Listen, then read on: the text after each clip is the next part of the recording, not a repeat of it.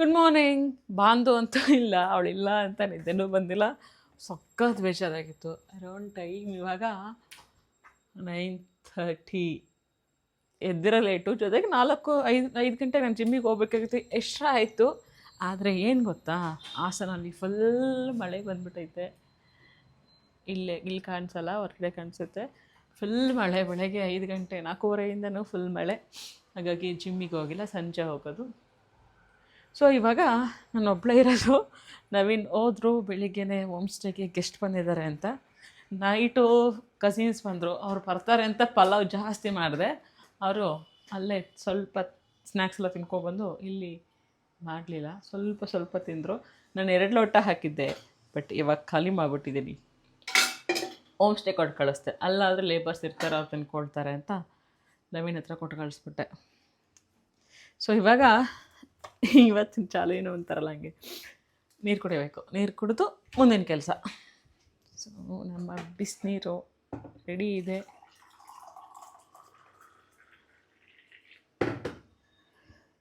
ನಾನು ಲೆಮನ್ ಹಾಕ್ಕೊತೀನಿ, ಇಲ್ಲ ಅಂದರೆ ನಾರ್ಮಲ್ ವಾಟರ್ ಅಷ್ಟೇ. ಒಟ್ನಲ್ಲಿ ಎದ್ದ ತಕ್ಷಣ ಏನಾದ್ರು ಹೊಟ್ಟೆಗೆ ಹಾಕ್ಕೊಬೇಕು ನೀರು, ಹಾಗಾಗಿ ನೀರು ಹಾಕ್ಕೊತಾ ಇದ್ದೀನಿ. ಬಾಂದು ಇಲ್ಲದೆ ನಿಜ ಎಷ್ಟು ಬೇಜಾರಾಗ್ತಾಯಿದೆ ಅಂದರೆ, ರಾತ್ರಿ ಅವಳು ಟೆಡ್ಡಿ ಬೇರ್ ತಪ್ಕೊಂಡು ಮಲಗಿದ್ದೆ. ಯಾಕೆಂದರೆ ಅವಳು ಹಗ್ ಮಾಡಿ ಮಾಡ್ಕೊಂಡು ಅಭ್ಯಾಸ ಆಗಿ ಅವಳಿಲ್ಲ ಅಂದರೆ ನಿದ್ದೆ ಬರಲ್ಲ ನನಗೆ. ಏನು ಮಾಡೋದು?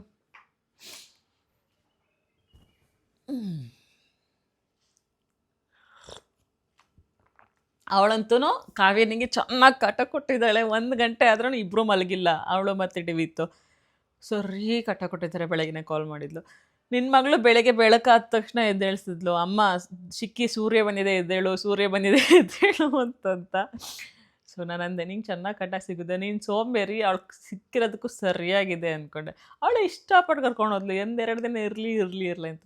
ನಾನು ಹೋಗ್ತಾಯಿದ್ದೆ, ನಾನು ಏನಕ್ಕೆ ಹೋಗಲಿಲ್ಲ ಅಂತಂದರೆ, ಅವಳಿಗೆ ಅಭ್ಯಾಸ ಆಗಲಿ, ನಾನು ನವೀನ್ ಇಲ್ಲದೆ ಮಲಗೋದು ಇರೋದು ಅಭ್ಯಾಸ ಆಗಲಿ ಅಂತ ಕಳಿಸಿದ್ದೀನಿ. ಫಸ್ಟ್ ಟೈಮ್ ನನಗೂ ಎಕ್ಸ್ಪೀರಿಯೆನ್ಸ್ ಆಗ್ತಾಯಿದೆ, ಅವಳಿಗೆ ಎಕ್ಸ್ಪೀರಿಯೆನ್ಸ್ ಆಗ್ತಾಯಿದೆ. ನೋಡೋಣ, ನಾಳೆ ಇಲ್ಲ ನಾಳಿದ್ದು ಬರ್ತಾಳೆ. ಇನ್ನೂ 2 ದಿನ ನಾನು ಹೆಂಗಿರ್ತೀನೋ ನನಗೆ ಗೊತ್ತಿಲ್ಲ. ಊರಿಂದ ತಂದಿರೋ ಸೋರೆಕಾಯಿ ಇತ್ತು, ಅದನ್ನೇ ಇವತ್ತು ರೊಟ್ಟಿ ಮಾಡ್ಕೊಳ್ಳೋಣ, ಜೊತೆಗೆ ಸೋರೆಕಾಯಿ ಪಲ್ಯ ಮಾಡ್ಕೊಳ್ಳೋಣ ಅಂತ ಸೋರೆಕಾಯಿ ಕಟ್ ಮಾಡ್ಕೊತಾ ಇದ್ದೀನಿ. ಜೊತೆಗೆ ಪ್ರೋಟೀನಿಗೆ ನಾನು ಸೋಯಾ ಚಂಕ್ಸ್ನು ಬಾಯ್ಲ್ಡ್ಗೆ ಹಾಕ್ಕೊಂಡಿದ್ದೀನಿ. ಸೊ ಸ್ವಲ್ಪ ಸೋಯಾ ಚಂಕ್ಸ್ ಬಾಯ್ಲ್ಡ್ ಆಯಿತು ಅಂದರೆ ನಾನು ರೊಟ್ಟಿಗೆ ಆ್ಯಡ್ ಮಾಡಿಕೊಂಡು ರೊಟ್ಟಿ ಮಾಡ್ಕೋಬೋದು ಅಂತ. ಸೊ ನಾನು ಮಾಡೋವಂಥ ಸಿಹಿ ಸೋರೆಕಾಯಿ ಪಲ್ಯ ಹೇಗೆ ಮಾಡ್ತೀನಿ ಅಂತ ತೋರಿಸ್ತಾ ಇದ್ದೀನಿ ಇಲ್ಲಿ. ಒಂದು ಬಾಣಲಿ ಇಟ್ಕೊಂಡಿದ್ದೀನಿ, ಅದಕ್ಕೆ ಸ್ವಲ್ಪ ಆಯಿಲ್ ಹಾಕ್ಕೊಂಡು ಸ್ವಲ್ಪ ಸಾಸಿವೆ ಹಾಗೆ ಸ್ವಲ್ಪ ಜೀರಿಗೆ ಹಾಕ್ಕೊಬೇಕು. ಹಾಗೆ ಖಾರಕ್ಕೆ ಎಷ್ಟು ಬೇಕು ಅಷ್ಟು ಮೆಣಸಿನ್ಕಾಯಿ ಆ್ಯಡ್ ಮಾಡ್ಕೊಳ್ಳಿ. ಸೊ ಇದು ಸ್ವಲ್ಪ ಖಾರ ಕಡಿಮೆ ಇತ್ತು ಮೆಣಸಿನ್ಕಾಯಿ, ಹಾಗಾಗಿ ಸ್ವಲ್ಪ ಕ್ವಾಂಟಿಟಿ ಜಾಸ್ತಿ ಕಾಣಿಸ್ತಾ ಇದೆ. ಹಾಗೆ ಸ್ವಲ್ಪ ಫ್ರೈ ಮಾಡ್ಕೊಳ್ಳಿ, ಹಸಿ ಸ್ಮೆಲ್ ಹೋಗೋ ತನಕ ಮೆಣಸಿನ್ಕಾಯಿನ. ಫ್ರೈ ಆದಮೇಲೆ ಕಟ್ ಮಾಡಿರೋಂಥ ಒಂದು ಈರುಳ್ಳಿ ಆ್ಯಡ್ ಮಾಡ್ಕೊಳ್ಳಿ. ನಾನಿಲ್ಲಿ 1 ಈರುಳ್ಳಿ ಆ್ಯಡ್ ಮಾಡ್ಕೊಂಡಿದ್ದೀನಿ. ನೀವು ಮನೇಲಿ ಜಾಸ್ತಿ ಜನ ಇದ್ದೀರಾ ಅಂತಂದರೆ ಕ್ವಾಂಟಿಟಿ ಜಾಸ್ತಿ ಮಾಡ್ಕೊಬೋದು. ಇದು ನಾನು ಒಬ್ಬಳಿಗೆ ಮಾಡ್ಕೊತಾ ಇದ್ದೀನಿ, ಬಟ್ 2 ಟೈಮ್ ತಿನ್ನೋ ಥರ ಮಾಡ್ಕೊಳ್ತಾ ಇದ್ದೀನಿ. ಆನಂತರ ಸಣ್ಣಕ್ಕೆ ಕಟ್ ಮಾಡಿರೋಂತಹ ಕುಂಬಳಕಾಯಿ ಮೀನ್ಸ್ ಸಿಹಿ ಸೋರೆಕಾಯಿನ ಆ್ಯಡ್ ಮಾಡ್ಕೊಳ್ಳಿ. ಆನಂತರ ರುಚಿಗೆ ತಕ್ಕಷ್ಟು ಉಪ್ಪು ಹಾಕ್ಕೊಳ್ಳಿ. ನಾನಿಲ್ಲಿ ಅರಳುಪ್ಪು ಬಳಸ್ತಾ ಇದ್ದೀನಿ. ಅರಳುಪ್ಪು ಅಥವಾ ಒಡಿಯುಪ್ಪು ಯಾವುದಾದ್ರೂ ಬೆಟರು, ಯಾವುದಾದ್ರೂ ಯೂಸ್ ಮಾಡ್ಕೊಳ್ಳಿ. ಸ್ವಲ್ಪ ಫ್ರೈ ಆದಮೇಲೆ ನಾನಿಲ್ಲಿ ಬೆಲ್ಲ ಆ್ಯಡ್ ಮಾಡ್ತಾಯಿದ್ದೀನಿ. ಮೀನ್ಸ್ ನಮ್ಮ ಅಮ್ಮ ಮನೆ ಕಡೆ ಎಲ್ಲ ಇದೇ ಥರ ಮಾಡೋದು, ಸ್ವಲ್ಪ ಬೆಲ್ಲ ಆ್ಯಡ್ ಮಾಡ್ಕೊತಾರೆ, ಸ್ವೀಟು ಖಾರ ಎರಡೂ ಬರಲಿ ಅಂತ. ಹಾಗಾಗಿ ಅದೇ ಥರ ಪಲ್ಯ ನನಗೆ ಯಾವಾಗಲೂ ಇಷ್ಟ. ನಾನು ಅದೇ ಥರ ಆ್ಯಡ್ ಮಾಡಿಕೊಂಡು ಲಾಸ್ಟಿಗೆ ಸ್ವಲ್ಪ ನೀರು ಹಾಕಿ ಬೇಯಕ್ಕೆ ಬಿಡ್ತು ಅಂತಂದರೆ ನಮಗೆ ಯಮ್ಮಿಯಾದಂತಹ ಆಲೂಗೆಡ್ಡೆ ಪಲ್ಯ ರೆಡಿಯಾಗಿರುತ್ತೆ.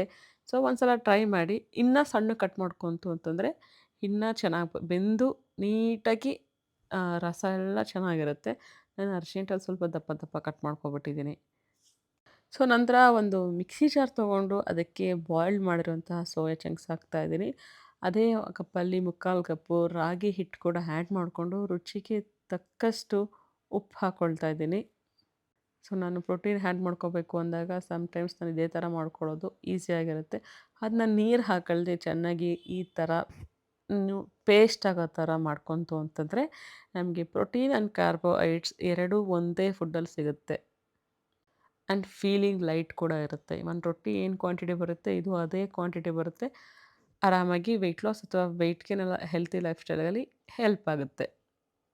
ಆ ನಂತರ ಒಂದು ರೊಟ್ಟಿ ಪೇಪರ್ ತೊಗೊಂಡು ಅದಕ್ಕೆ ಆಯಿಲ್ ಹಾಕಿ, ನಾವು ರೊಟ್ಟಿ ಏನು ಮಿಶ್ರಣ ಮಾಡಿಟ್ಕೊಂಡಿರ್ತೀವಿ ಅದನ್ನೇ ನಾನು 2 ಮಾಡ್ಕೊಂಡಿದ್ದೀನಿ. ನಿಮ್ಗೆ ಕ್ವಾಂಟಿಟಿ ಬೇಕು ಅಂದರೆ ಜಾಸ್ತಿ ಮಾಡ್ಕೊಬೋದು. ನೀಟಾಗಿ ರೊಟ್ಟಿ ತಟ್ದಂಗೆ ರೊಟ್ಟಿ ತಟ್ಕೊಂಡು ಕಾಯ್ದಿರೋಂಥ ಹಂಚ್ ಮೇಲೆ ಸ್ವಲ್ಪ ಎಣ್ಣೆ ಹಾಕಿ, ಜಾಸ್ತಿ ಎಲ್ಲ ಹಾಕೋಕೆ ಹೋಗ್ಬೇಡಿ, ಸ್ವಲ್ಪ ಹಾಕ್ಕೊಂಡ್ರೆ ಸಾಕಾಗುತ್ತೆ. ನಾನಿಲ್ಲಿ ಸ್ವಲ್ಪ ಹಾಕ್ಕೊತಾ ಇದ್ದೀನಿ, ಲೈಕ್ ಬ್ರಷ್ ತೊಗೊಂಡು ಆ್ಯಡ್ ಮಾಡ್ತಾ ಇದ್ದೀನಿ, ನೀವೇ ನೋಡ್ತಾ ಇದ್ದೀರಾ. ಕಲ್ಲು ಚೆನ್ನಾಗಿ ಕಾದ್ಮೇಲೆ ನಾವೇನು ತಟ್ಟಿಟ್ಟಿರ್ತೀವಿ ಅಂದರೆ ರೊಟ್ಟಿನ ಅದನ್ನು ಹಾಕಿ ಚೆನ್ನಾಗಿ ಎರಡೂ ಸೈಡು ಚೆನ್ನಾಗಿ ಬೇಯಿಸ್ಕೊಳ್ಳಿ. ನಮಗೆ ಪ್ರೋಟೀನ್ ಭರಿತವಾದ ರೊಟ್ಟಿ ರೆಡಿಯಾಗಿರುತ್ತೆ. ಸಾರಿ, ಸ್ವಲ್ಪ ಕೋಲ್ಡ್ ಆಗಿದೆ, ಹಾಗಾಗಿ ವಾಯ್ಸು ಸ್ವಲ್ಪ ಸ್ಲೋ ಆಗಿದೆ. ಸೊ ಬ್ರೇಕ್ಫಾಸ್ಟಿಗೆ ರೊಟ್ಟಿ ಮತ್ತು ಪಲ್ಯ ತೊಗೊಂಡೆ, ಮತ್ತು ಫ್ರೂಟ್ಸ್ ಟೈಮ್ ಆಗಿತ್ತು, ಹಾಗಾಗಿ ಪಪಾಯ ತೊಗೊಳ್ತಾ ಇದ್ದೀನಿ. ಪಪಾಯ ಅಂತೂ ನೀಟಾಗಿ ಹಣ್ಣಾಗಿದೆ, ಸೀಡ್ಲೆಸ್ ಆಗಿದೆ, ಹಂಗೆ ಅಷ್ಟೇ ಸ್ವೀಟಾಗಿತ್ತು. ನಟ್ಸ್ ತೊಗೊಳ್ತಾ ಇಲ್ಲ, ನಟ್ಸು ನನಗೆ ಯಾವಾಗ ನೆನಪಾಗುತ್ತೆ ಅವಾಗ ತೊಗೊಳ್ತಾ ಇದ್ದೀನಿ. ಬಿಕಾಸ್ ನಂದು ಸ್ವಲ್ಪ ಫ್ಯಾಟ್ ಇಂಟೇಕ್ ಜಾಸ್ತಿ ಆಗಿತ್ತು ಲಾಸ್ಟ್ 15 ಡೇಸಿಂದ. ಈಗ ಸ್ವಲ್ಪ ಕಂಟ್ರೋಲ್ ಮಾಡ್ಕೊಂಡಿದ್ದೀನಿ. ಫ್ರೂಟ್ಸ್ ತಗೊಂಡು 1 ಅವರ್ 1.5 ಅವರ್ ಆದಮೇಲೆ ಹೊಟ್ಟೆ ಹಶ್ವಾಗಕ್ಕೆ ಶುರು ಆಗುತ್ತೆ. ಏನು ಮಾಡ್ಕೊಳ್ಳೋಣ ನಾವು ಒಬ್ಬಳೇ ಅಲ್ಲ ಅಂತ ಹೇಳಿ ನಾನು ಇಲ್ಲಿ ಒಂದು ರೈಸ್ ಟ್ರೈ ಮಾಡ್ತಾಯಿದ್ದೀನಿ. Even all included, protein, fibre, carbs ಎಲ್ಲ ಇನ್ಕ್ಲೂಡೆಡ್ ಆಗಿ ಒಂದು ರೈಸ್ ಮಾಡ್ಕೊಳ್ಳೋಣ ಅಂತ ಮಾಡ್ತಾಯಿದ್ದೀನಿ. ಬಿಫೋರ್ ವೀಡಿಯೋ ಶೇರ್ ಮಾಡಿದ್ದೀನಿ ಅನಿಸುತ್ತೆ, ಮತ್ತೆ ನಾನು ಮಾಡ್ತಾಯಿದ್ದೀನಲ್ಲ ಅಂತ ರೆಕಾರ್ಡ್ ಮಾಡಿಕೊಂಡು ಶೇರ್ ಮಾಡ್ತಾಯಿದ್ದೀನಿ. ಸ್ವಲ್ಪ ಕೊಬ್ಬರಿ ಎಣ್ಣೆ ಹಾಕ್ಕೊಂಡೆ, ಜೊತೆಗೆ ಅದಕ್ಕೆ ಸಾಸಿವೆ ಹಾಗೆ ಜೀರಿಗೆ ಆ್ಯಡ್ ಮಾಡಿಕೊಂಡು, ನಂತರ ಅದಕ್ಕೆ ಹೆಸರುಬೇಳೆ ಕೂಡ ಆ್ಯಡ್ ಮಾಡಿಕೊಂಡೆ.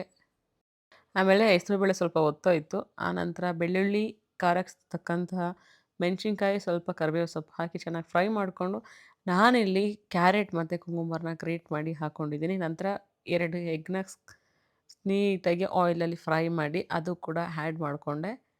ಆ ನಂತರ ನಿಮಗೆ ಎಷ್ಟು ರುಚಿಗೆ ತಕ್ಕಷ್ಟು ಉಪ್ಪು ಬೇಕು ಅಷ್ಟು ಆ್ಯಡ್ ಮಾಡ್ಕೊಳ್ಳಿ, ಚೆನ್ನಾಗಿ ಮಿಕ್ಸ್ ಮಾಡ್ಕೊಳ್ಳಿ.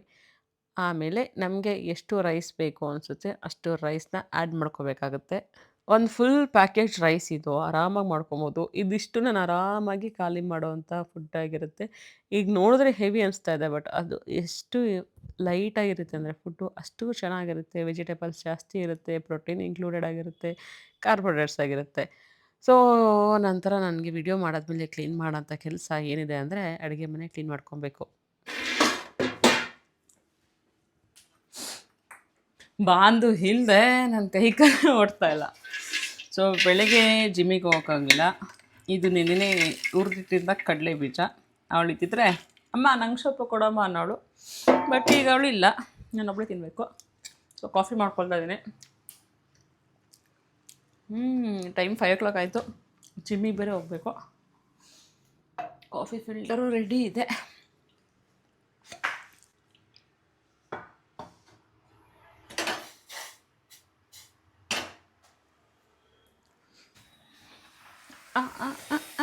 ನಿಧಾನ ಕುಕ್ಬೇಕು. ನೀವೆಲ್ಲ ಇಷ್ಟು ಫಾಸ್ಟಾಗಿ ಹೋಗ್ಬಿಟ್ರೆ ನಾವು ಬೇರೆ ಕೆಲಸ ಮಾಡೋಂಗೇ ಇಲ್ಲ. ಸೊ ಫಿಲ್ಟ್ರ್ ಕಾಫಿ ರೆಡಿ ಆಗ್ತಾಯಿದೆ, ಜೊತೆಗೆ ಕಡಲೆ ಬೀಜನೂ ರೆಡಿ ಇದೆ. ಬಾಂಧನ್ ಮಿಸ್ ಮಾಡ್ಕೊಳ್ತಾ ಇದ್ದೀನಿ. ಅವಳು ಅಮ್ಮ ನನಗೊಂದು ಸ್ವಲ್ಪ ಮಿಲ್ಕ್ ಕೊಡ್ತೀಯಾ ಪ್ಲೀಸ್ ಅಂತ ಬಂದು ನಿಂತ್ಕೊಬಿಟ್ಟವಳು. ಹಾಲು ಬೇಕು, ಹಾಲು ಹಾಲು ಅಂತ. ಈಗ ಕೇಳೋರಿಲ್ಲ. ಸೀರಿಯಸ್ಲಿ ರಾತ್ರಿ ನಿದ್ದೆನೇ ಇಲ್ಲ ಅವಳಿಲ್ಲ ಅಂತ. ಇವಾಗ ಡೇ ಎಲ್ಲ ಸ್ವಲ್ಪ ಖಾಲಿ ಥರ ಹೊಡಿತಾ ಇದೆ. ಸ್ವಲ್ಪ ನಾನು ಸ್ಟ್ರಾಂಗ್ ಕಾಫಿ ಕುಡಿಯೋದು, ಹಾಗಾಗಿ ಡಿಕಾಕ್ಷನ್ ಸ್ವಲ್ಪ ಆ್ಯಡ್ ಮಾಡ್ಕೊಳ್ತಾ ಇದ್ದೀನಿ. ಜೊತೆಗೆ ಬೆಲ್ಲ ಕೂಡ ಆ್ಯಡ್ ಮಾಡ್ಕೊಬೇಕು. ಬದುಕಿ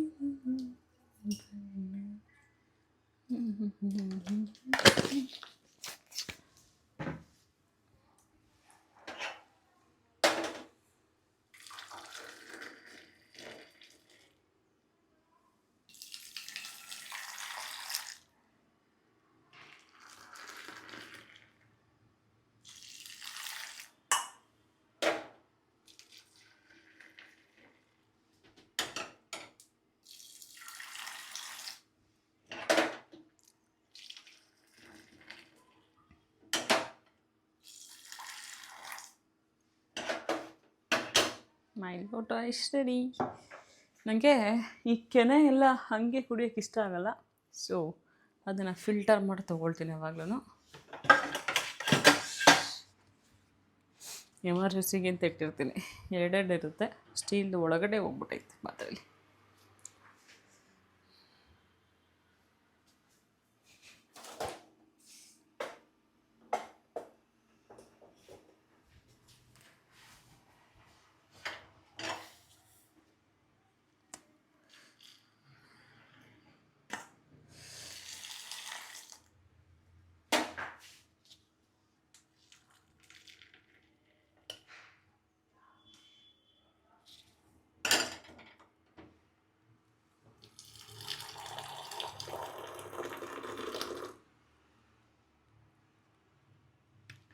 ಕಾಫಿ ರೆಡಿ.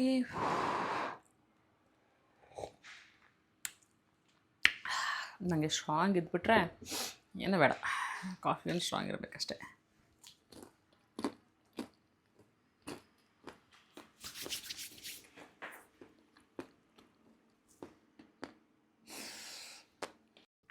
ಕಾಫಿ ಕುಡಿದು ಜಾಕೆಟ್ ಹಾಕ್ಕೊಂಡು ಜಿಮ್ಮಿಗೆ ರೆಡಿ ಆದೆ. ನಾನು ಯೋಚನೆ ಮಾಡ್ಕೊಂಡು ಹೋಗ್ತೀನಿ, ಏನು ಬಿಟ್ಟಿದ್ದೀನಿ, ಏನಾದರೂ ಬಿಟ್ಟಿದ್ದೀನಾ ಅಂತ ಯೋಚನೆ ಮಾಡಿ ಮಾಡಿ ಮಾಡಿ ಮನೆಯೆಲ್ಲ ನೋಡಿ ಆಮೇಲೆ ಹೊರಡ್ತೀನಿ. ಸೊ ರೆಡಿಯಾಗಿ ಇನ್ನೇನು ಹೊರಡಬೇಕು ಅಷ್ಟರಲ್ಲಿ ನೆನಪಾಯಿತು ನಾನು ಹ್ಯಾಂಡ್ ಟವಲ್ ತೊಗೊಂಡಿಲ್ಲ ಅಂತ. ಸೊ ಸ್ವೆಟ್ ಆಯಿತು ಅಂದರೆ ಅಲ್ಲಿ ಮುಖ ಒರೆಸ್ಕೊಳ್ಳೋಕ್ಕೆ ಹ್ಯಾಂಡ್ ಟವಲ್ ಬೇಕೇ ಬೇಕು. ಇದ್ದಿದ್ದು ಡೈಲಿ ವಾಷಿಗೆ ಹಾಕ್ತಿದ್ದೀನಿ. ಬೆಳಗ್ಗೆ ಎದ್ದು ವಾಷಿಗೆ ಹಾಕ್ತೆ, ಅದು ಮತ್ತೆ ನಾನು ತೆಗೆದು ಇಟ್ಕೊಳ್ಳೋದು ಮರ್ತಿದ್ದೀನಿ. ಈಗ ಮತ್ತೆ ಹೋಗಿ ನಾನು ಹ್ಯಾಂಡ್ ಟವಲ್ ತರಬೇಕು, ತೊಗೊಂಬರ್ತಾಯಿದ್ದೀನಿ. ಇಂಥ ಮರ್ವಿನ ಎಲ್ಲಾದರೂ ನೋಡಿದ್ದೀರಾ? ಈ ಹೂವಿನ ಗಿಡದ ನೇಮ್ ಎಲ್ಲ ಗೊತ್ತಿಲ್ಲ, ಬಟ್ ಕಲರ್ ಅಂತೂ ಸಖತ್ತಾಗಿದೆ. ಆ್ಯಂಡ್ ಪುಟಾಣಿ ಪುಟಾಣಿ ರೋಸ್ ಥರ ಇದೆ. ಬರುತ್ತೆ ನಂಗೆ ಹೆಂಗೆ ಗೊತ್ತಾ, ನಂಗೆ ನೆನಪೇ ಇಲ್ಲ. ಅದು ಸುಮ್ಮನೆ ಯಾವಾಗಲೂ ಬರುತ್ತೆ. ನೀವು ಹೊಸ್ದಾಗಿ ಹತ್ತಾಗೆಲ್ಲ ಫಾಲೋ ಮಾಡ್ತಿದ್ದೀನಿ ಅಂತ ನೋಡ್ತೀನಿ. ಮೊನ್ನೆ ನೋಡಿದೆ, ಇವತ್ತು ಫಾಲೋ ಮಾಡಿ.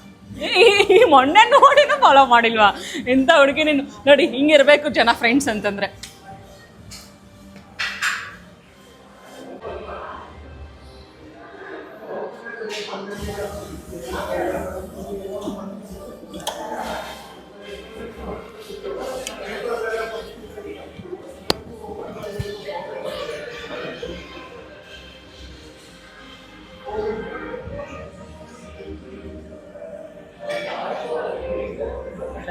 ತ್ರೀ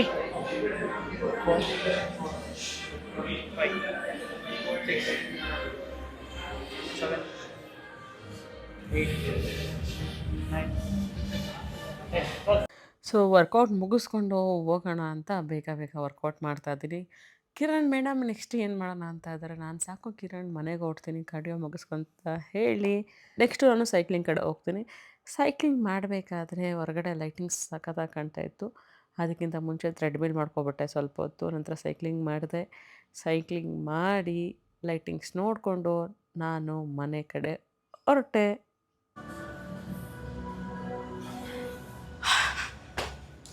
ವರ್ಕೌಟ್ ಮುಗೀತು. ಇವಾಗ ಮನೆಗೆ ಹೊರಟೆ. ಬೇಜಾರಾಗ್ತಾ ಇದೆ, ಬಾಂಧಿ ಇಲ್ಲ, ಒಬ್ಬಳೇ ಇರಬೇಕು. ಸೋನು ಕಾಲ್ ಮಾಡಿದೆ. ಸೋನು ಇವತ್ತು ಬರಲ್ಲ, ಅದಕ್ಕೆ ಮಂಡೇ ಬರ್ತೀನಿ ಅಂದ್ಲು. ಈಗ ಒಂಟಿ ಪಿಸಾಚಿ ಥರ ಇರಬೇಕಾ, ಅದೇ ಯೋಚನೆ ಮಾಡ್ತಾಯಿದ್ದೀನಿ ಏನು ಮಾಡೋದು ಅಂತ. ಎಷ್ಟು ಮಿಸ್ ಮಾಡ್ಕೊಳ್ತಾ ಇದ್ದೀನಿ ಗೊತ್ತಾ ಅವಳನ್ನ. ತುಂಬ ಅಂದರೆ ತುಂಬ ಮಿಸ್ ಮಾಡ್ಕೊಳ್ತಾ ಇದ್ದೀನಿ. ಇವಾಗಲೇ ಯೋಚನೆ ಮಾಡ್ತಾಯಿದ್ದೀನಿ ಫ್ಯೂಚರಲ್ಲಿ ಹೆಂಗೆ ಅವಳನ್ನ ಬಿಟ್ಟಿರೋದು ಅಂತ. ಅದಕ್ಕೆ ಡಿಸೈಡ್ ಮಾಡಿಬಿಟ್ಟಿದ್ದೀನಿ 10th ಮುಗಿಯೋ ತನಕ ಅವಳ ಜೊತೆ ಹಾಸನಲ್ಲಿ, ಅವಳು ಡಿಗ್ರಿ ಎಲ್ಲಿ ಮಾಡ್ತಾಳೆ, PUC ಎಲ್ಲಿ ಮಾಡ್ತಾಳೆ, ಅಲ್ಲೇ ಅವ್ರ ಜೊತೆ ಹೋಗಿ ಇದ್ಬಿಡೋಣ ಅಂತ ಈಗಲೇ ಡಿಸೈಡು ಸ್ಟ್ರಾಂಗ್ ಆಗಿ. ಒಳ್ಳೆಯದಲ್ಲ, ಅವಳು ಎಲ್ಲಿರ್ತಾಳೆ ಅಲ್ಲೇ ಇರೋಣ. ಮದುವೆ ಮಾಡ್ಕೊಡೋಕೆ ಮನೆ ಹಳಿನೇ ಮಾಡ್ಕೊಬಿಡೋಣ, ಸರಿಯಾಗುತ್ತೆ. ವರ್ಕೌಟ್ ಮುಗಿಸಿ ಲೈಟಿಂಗ್ಸ್ ನೋಡೋದೇ ಚೆಂದ. ಹೋಗ್ಬೇಕು ಒಂದಿನ ಲೈಟಿಂಗ್ಸ್ ನೋಡೋಕ್ಕೆ. ಕಸಿನ್ ಯಾರು ಬರಲಿ ಅಂತ ವೆಯ್ಟ್ ಮಾಡ್ತಾ ಇದ್ದೀನಿ. ರಾತ್ರಿ ಊಟಕ್ಕೆ ಚಪಾತಿ, ಪನ್ನೀರ್ ಮತ್ತು ಬೆಳಗ್ಗೆ ಮಾಡಿದ್ದಂತಹ ಕುಂಬಳಕಾಯಿ ಪಲ್ಯ ತೊಗೊಂಡೆ. ನಂತರ ಸ್ವಲ್ಪ ವಾಕ್ ಮಾಡೋಣ ಅಂತ ವಾಕ್ ಮಾಡ್ತಾಯಿದ್ದೀನಿ. ರೋಡಲ್ಲಿ ಯಾರೂ ಇರಲ್ಲ, ನಾನು ಒಬ್ಬಳೇ ಇರ್ತೀನಿ. ಆದರೂ ಭಯ ಅಂತೂ ಆಗಲ್ಲ, ಯಾಕೆಂತಂದರೆ ಎಲ್ಲರೂ ಮನೆ ಒಳಗಡೆ ಕುತ್ಕೊಂಡು TV ನೋಡ್ತಾ ಇರ್ತಾರೆ. Day completed. 3ನೇ ದಿನನೂ ಕಂಪ್ಲೀಟ್ ಮಾಡಿಕೊಂಡೆ. ಸೊ ಇನ್ನು ನನ್ನ ಚಾನಲ್ ಯಾರ್ಯಾರು ಸಬ್ಸ್ಕ್ರೈಬ್ ಆಗಿಲ್ಲ, ಪ್ಲೀಸ್ ಸಬ್ಸ್ಕ್ರೈಬ್ ಆಗಿ.